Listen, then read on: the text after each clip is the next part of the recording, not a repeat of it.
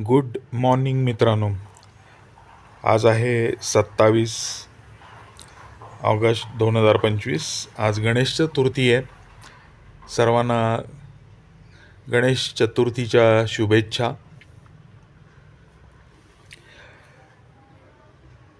माझा व्हिडिओ हा नेहमी 1.5x स्पीडवरती ठेवून बघा, म्हणजे तुम्हाला तुमचा वेळ वाचेल आणि व्यवस्थितही ऐकता येईल. तर आज आपण टूल बघणार आहोत. ॲक्च्युली हे टूल मी काल केलं होतं, पण माझ्या डोक्यात वेगळेच विचार चालले होते, वेगळंच मी डोळ्यासमोर आणून वेगळंच तुम्हाला सांगितलं, त्याच्यामुळे ते मी कॅन्सल केलं. त्याच्यामुळे या इमेजवर तुम्हाला शेअर मार्केट टुडे असं दिसतंय. ॲक्च्युली आज शेअर मार्केटला सुट्टी आहे.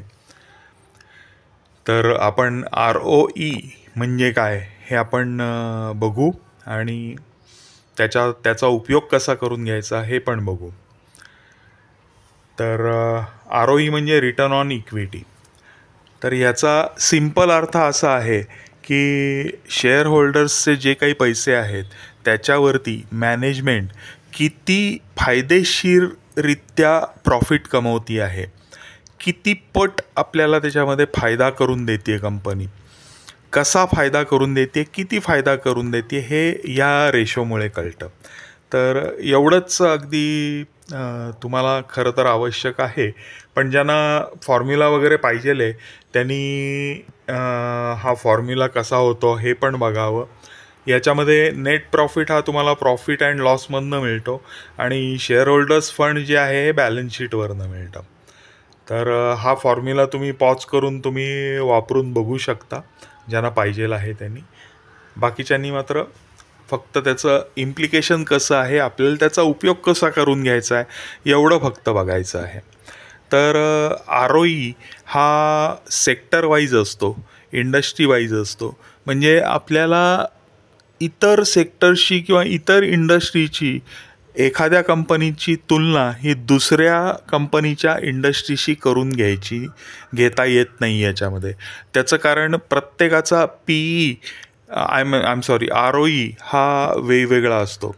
साधारणतः रिटर्न ऑन इक्विटी हा 30च्या आसपास चांगला समजला जातो, पण बँकिंगमध्ये हा 17 म्हणजे हायेस्ट झाला असं होतं.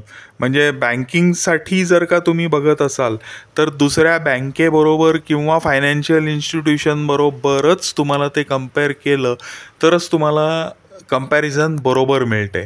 तेच जर का तुम्ही FMCGशी केलं किंवा कॅपिटल गुड्सशी केलं तर तुम्हाला त्याचा रेशो हा खूपच वेगवेगळा येईल, म्हणजे त्याच्यावरनं बरोबर कळणार नाही. तर हे ROE हे साधारणतः 30 हे साधारण चांगलं धरलं जातं. 20 ते 30सुद्धा चांगलं धरलं जातं. 30च्या पुढं हे फारसं सस्टेनेबल नसतं. सुरुवातीची काही वर्ष छोटी कंपनी जर का असेल तर सुरुवातीची काही वर्ष ही ROE खूप मोठ्या प्रमाणावर जनरेट करू शकते. अर्थात हेही विधान तितकंसं बरोबर धरता येत नाही, कारण हिंदुस्तान युनिलिव्हरचा ROE कायमच जास्ती असतो. म्हणजे असंही म्हणता येत नाही की छोटी कंपनीच फक्त चांगला ROE जनरेट करू शकते. पण जनरली ROE हे काय म्हणता येईल,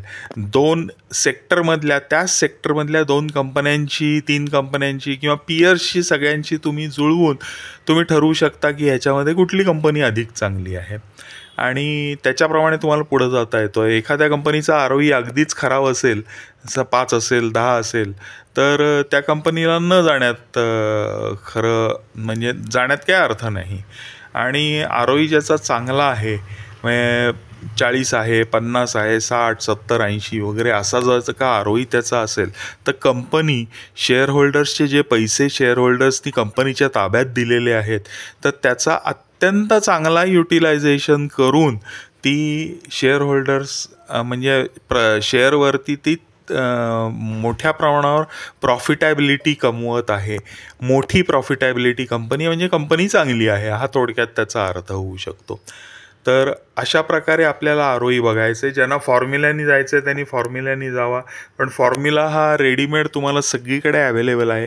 कुठल्याही शेअर्सची वेबसाईट घेतली किंवा त्या शेअर्सच्या NSE BSEवर आपण गेलो तरी तुम्हाला तिथं ROE मिळतो त्या शेअर पर्टिक्युलर कंपनीचा, किंवा कंपनीच्या वेबसाईटवरती गेलं तरीही मिळतो, किंवा ज्या म्हणून वेबसाईट्स आहेत की ज्या आपल्याला मदत करतात शेअर सिलेक्ट करण्याकरता, त्या सर्वांवरती तुम्हाला ROE कुठं ना कुठं तरी मिळतो.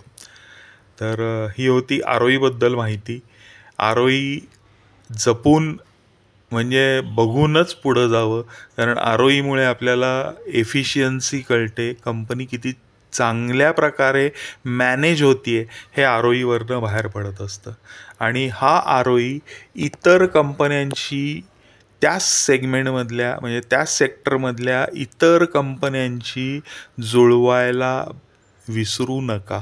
समजा तुम्ही हाऊसिंग फायनान्समध्ये जाताय तर हाऊसिंग फायनान्सच्या सगळ्या कंपन्यांचा ROE बघा आणि मग तुम्हाला जी कंपनी बघायची आहे त्या कंपनीचा ROC त्या सगळ्यांशी मिळता आहे ना किंवा जास्ती आहे ना, हे तुम्ही बघून तुम्हाला त्या कंपनीची एफिशियन्सी कळू शकते. हे मी एक उदाहरण दिलेलं आहे आणि याच्यामध्ये कुठल्याही कंपन्यांचं रेकमेंडेशन नाही.